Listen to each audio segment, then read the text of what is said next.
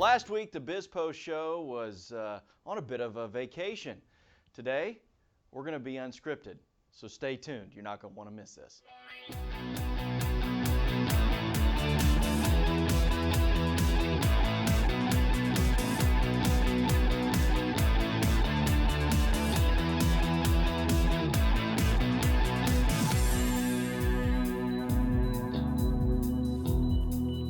Welcome to the BizPo show from Dallas, Texas. I'm Seth Denson. Up in New York City is my buddy Dan Geltrude. Dan, how are you? I'm doing great, Seth. I got to tell you, I really needed last week off. I mean, You'd had enough of me. Dealing with you every week can wear a guy out. So it was a much-needed vacation. Well, I hope that you are rested. I hope that you have recovered and recharged the batteries because, buddy, you're going to need it today. I think we're in for a treat. No guest, no script, no topics. Literally, it is Dan and Seth. I don't want to say unplugged because you can't say that. We're plugged in everywhere. I mean, we got lights, we got mics, we got everything. But unscripted, and heaven help us. If you Bloopers are a praying and person, all. say prayers. We might need them today. But now, man, so you're throwing me flack. I actually missed you. I missed you. But nonetheless, I saw you. You have been, America's Accountant is everywhere. Is there a news station you haven't been on in the last week? Well, I don't know exactly what was going on over the past week, but it seemed like all the networks all of a sudden just felt the need for America's Accountant, and I was happy to comply with all the requests. So I think it was good for me, and I think it was good for the viewers. Well, I think it was good for everybody, right? We all enjoy a little bit of America's Accountant, and obviously it's tax time, so I'm sure, and because we get the extra month down here in Texas, I'm going to be calling you pretty quick to try to figure out all those things that I probably should have done 6 months ago that I now need to do today, and Dan helped me out. But nonetheless, all right. So a couple thoughts here. Again, since we're unscripted, this could be a bit wheels off, but this is show 17, right? So BizPo show 17, our normal process is we talk about things that we're seeing going on in the economy and politics.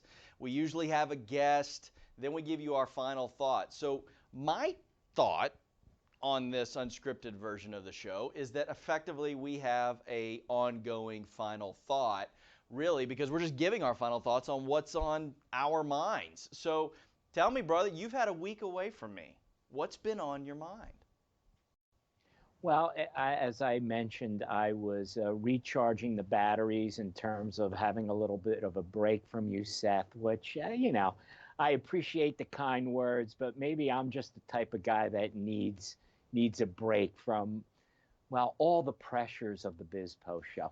And I also want to make note here, too, that Seth and I, although we're saying we're going unscripted today, we actually don't have a script. We just take what topics we think are relevant, and we say, all right, well, we're going to take these 3 or 4 topics, and of course, whatever expertise our guests may have, we go with that as well. So we're somewhat unscripted anyway. The difference this week is no clue on what the topics are going to be. So I'm going to throw out a topic for today, Seth, something that a lot of people have been talking about and some people angry about, and that is all these federal unemployment benefits which have been extended through September. So basically, not a lot of incentive for some people to go back to work for the summer.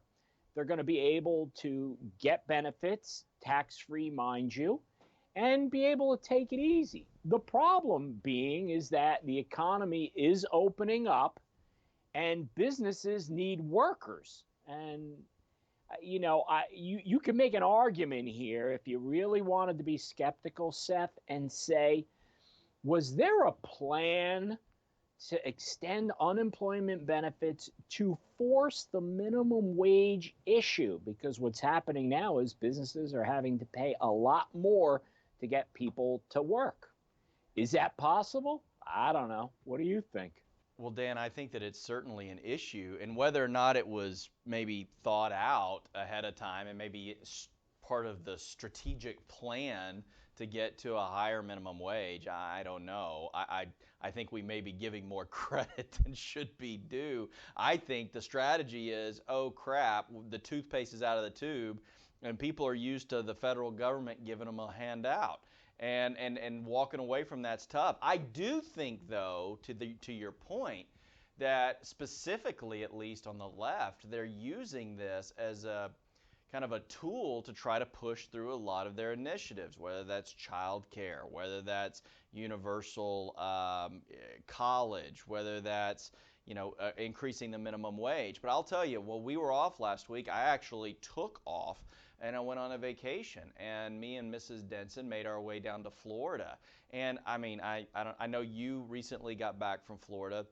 I love Florida. I think Governor DeSantis is doing a fantastic job running the state. But I will tell you, there was a challenge.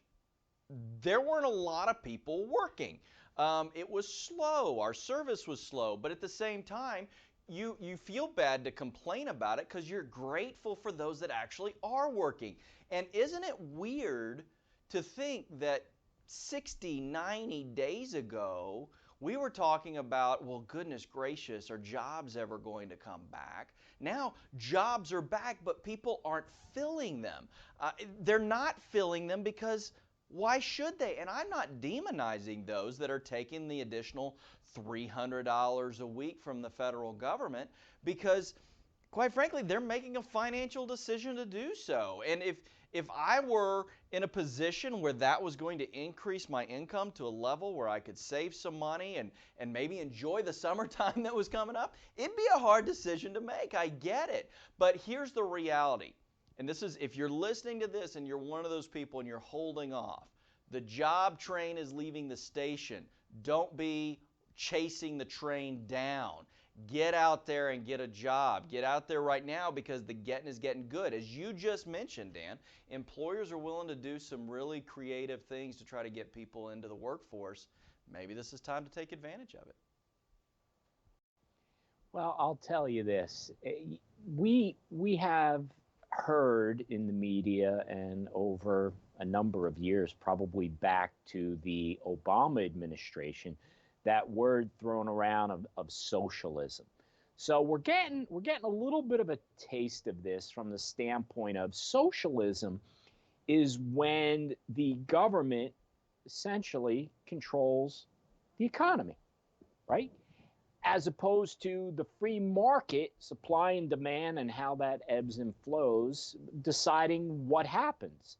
And some people get rewarded and some fall behind, and that should be have a direct correlation to working harder or having a better idea. What we're seeing now is that when the government intercedes like this and starts paying people in effect to stay home, that's part of controlling the economy. And you could already see where this is going. To your example, you go out and you're looking for whatever type of service, but if you want to say in a restaurant and things are taking longer and you don't want to say anything because the people that are there are the ones working and trying to provide the service. But this is what happens when you take away the incentive for people to work. So I think we're getting a small view into what a socialist America would feel like. I personally don't like it. I'd rather people have the incentive to work, the incentive to get ahead. And for those who are staying home and saying, hey, if you're going to pay me to stay home, then I'm going to do that, you're losing time. And the pendulum will swing. And the longer that you stay unemployed, the more difficult it is to get back into the game. So forget the unemployment stuff. If you can get a job and even if you're going to make the same amount, be productive and get back to work. Couldn't agree more. Couldn't agree more. Speaking of the timing game, and I know we've talked about it before, and quite frankly, I'm almost over talking about it, but it's hard not to these days. Crypto. I mean, just a couple of weeks ago, you and I and Heather Zumaraga did a segment on Newsmax with John Bachman, and we were talking about the fact that one of these days the music might stop on this. Uh, well, I don't know that the music stopped last week, but it certainly started singing a different tune. Um, are you buying crypto these days, my friend? I am not. And the reason for that, Seth, is it is simply too volatile. When you talk about the music stopping, well, the person who was singing the tune was Elon Musk. So when you have a situation where, look, I'm sure Elon Musk is a really smart guy. I don't know about some other aspects of his brain, shall we say. I can't figure out what he's thinking. One day crypto's great, the next day crypto's not great, and it's an environmental risk. He's just all over the place. Is it intentional? Is it not intentional? And it's all on the whim? Well, either way, Seth, I can't have my hard earned dollars and investments tied up in something that could literally tank because a quasi celebrity out there has some type of comment about Bitcoin or Dogecoin or some other coin. It just that's not where I want to be, Seth. Well, I think the other thing to think about, and I think there's a couple other influencers beside Elon, although I agree that he is an influencer. And quite frankly, he is welcoming regulation the way that he's treating this. Let's not forget, not only is he invested in crypto, he used Tesla to invest in Bitcoin. And Tesla is part of the S&P 500. It was interesting because I was asked this question just last week if I felt that Elon Musk could be brought up on market manipulation because of his tweets and all that. Well, here's the reality. Crypto, according to the federal government, is not recognized as a security. So it's not subject to manipulation at this point, at least based on my limited knowledge of the game. But nonetheless, I think that there are a couple influencers beside Elon Musk that I think are going to play a pivotal role in the future of crypto, at least in the short term. The first, China. Right, so China announced last week that they are not going to allow Bitcoin to be utilized for transactions in the nation of China. And so certainly that was a big influencer. Now, it's interesting, though, that at the same time they're doing that, there were two things that I thought about immediately when I heard this. First is they're responsible, the nation of China and companies and organizations and people within China are responsible for about 70% of all Bitcoin mining. So for them to come out and make that claim got me really wondering, okay, what's the strategic game here? Because if it's China, we know anything and everything they do is strategic. They don't do things on a whim or based on emotion. The second is, obviously, they have the digital yuan, right? They're trying to get their digital currency out there. And so I'm thinking, and we can mark this episode if I'm right or wrong, maybe come back and listen to it down the road, that one of two things might be happening. One is they're trying to make sure that they can continue to push their digital yuan through the Belt and Road Initiative, right? This is where they're lending money to foreign states in hopes that they get that money back or seize control of property.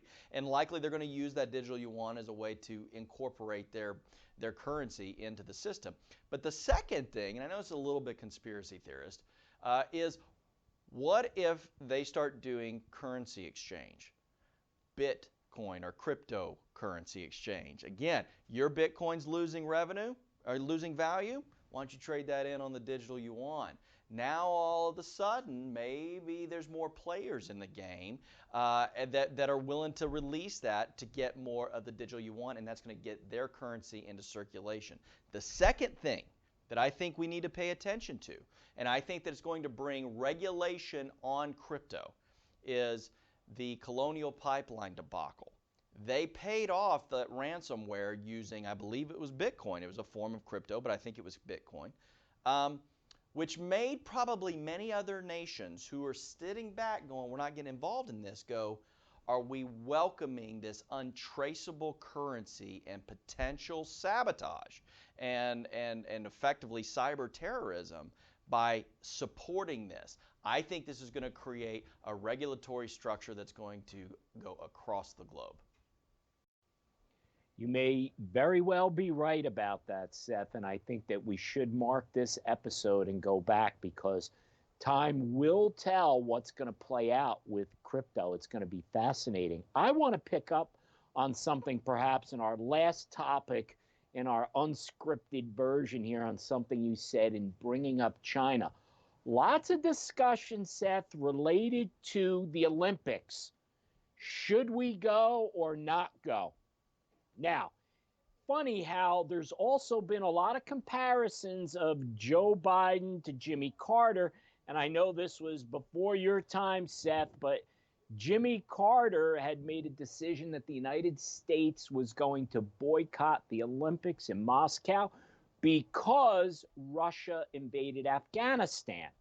Now, in hindsight, it seems to me that achieved absolutely nothing except for hurting our American athletes who had been training for 4 years. So here we go with history potentially repeating itself. So, Seth, what do we do? Do we boycott the Olympics in China, and does it accomplish anything? No, we go there and we win. Running away from a fight doesn't show your strength. Going and fighting does.